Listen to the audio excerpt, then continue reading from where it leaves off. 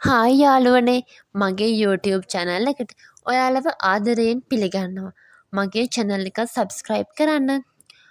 පීනසය නිට්ටාවටම සුව කරන්න පුළුවන්ද? අද ලංකාවේ බොහෝ දෙනා දිනපතා මුහුණ දෙන ගැටලුවක් තමයි පීනසය. එහෙම නැත්නම් සයිනසයිටිස් කියන්නේ. නිතරම නාසයෙන් දියර ගැලීම, හිස බරවීම, මුහුණේ වේදනාව, නිතරම හිරිහැර කරන සර්දිය. මේ සියල්ලම පීනසයේ ලක්ෂණ වෙන්න පුළුවන්. ඇත්තටම පීනසය කියන්නේ මොනවද? ඒක සම්පූර්ණයෙන් සුව කරන්න පුළුවන්ද? බෙහෙත් නැතුව හොඳ කරගන්න පුළුවන්ද? නිතර නිතර පීනසය ආපහු එන්නේ ඇයි?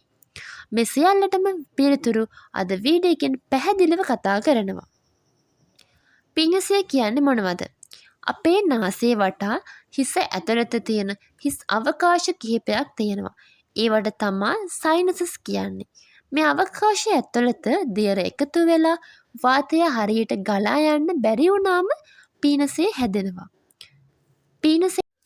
පීනසයට හේතු මොනවාද? නිතර සර්දි, ඇලර්ජි, නාසයේ අස්ථි වක්‍ර වීම, දුම්පානය, වායු දූෂණය, ප්‍රතිශක්තිය අඩුවීම, නිතරම එයා කන්ඩිෂනර් භාවිතය නිසා.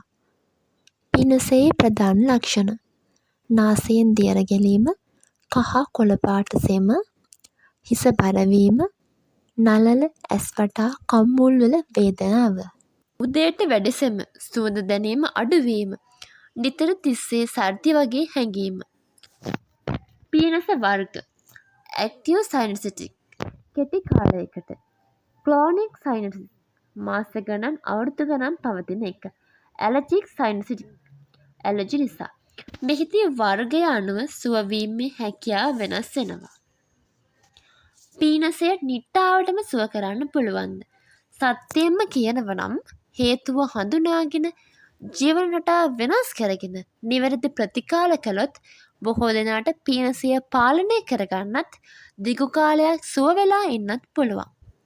නමුත් කයිනඩික් සයිනඩිස් තියෙන අයට එක දවසකින් සම්පූර්ණයෙන් නැතිවෙයි කියන දේ මිත්. බෙහෙත් නැතුව පීනසය අඩු කරගන්න පුළුවන් ක්‍රම: උණු වාෂ්ප අල්ලා ගැනීම, ලුණු දාලා නාසය සෝදා ගැනීම, උණුදිය වැඩිපුර බොන්න, දූවිලි දුම් වලින් වැළකී ඉන්න, නිදා ගන්නකොට හිස ටිකක් උස් කර ගන්න, ප්‍රතිශක්තිය වැඩි කරන ආහාර ගන්න ඕනි. පීනසය තියන අය කෑමෙන් වළකින්න ඕනි මොනවාද?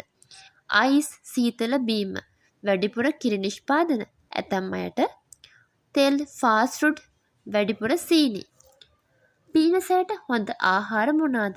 උණු සුප්, කොත්තමල්ලි, ඉඟුරු, සුදුලූණු, හීම් මිරිස් සීමිතව, පළතුරු, එළවලු, උණු වතුර. කවදද වෛද්‍යවරයෙක් හමු වෙන්න ඕනි?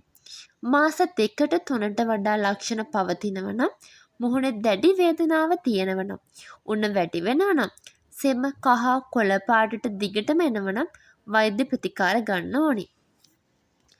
පීනසය කියන්නේ සම්පූර්ණයෙන්ම හොඳ වෙන්නේ නැහැ කියන රෝගයක් නෙමෙයි. නමුත් නිවැරදි දැනුමත් එක්ක දිගු කාලෙන්න ජීවන රටාව වෙනස්කම් නැතුව සුව වෙන්න අමාරුයි. මේ වීඩියෝ එක ඔයාට පීනසය ගැන සම්පූර්ණ අවබෝධයක්, ගෙදරදී කරන්න පුළුවන් විසඳුම්, වැරදි මතභාවයන්ට පිළිතුරු ලැබෙනවා. වීඩියෝ වටිනවා නම් ලයික් කරන්න, කමෙන්ට් කරන්න, channel එක subscribe කරන්න අමතක කරන්න එපා. නිරෝගී දිවයක් වෙනුවෙන් අපිත් එක්ක එකතු වෙන්න. හැමෝටම සුබ දවසක්.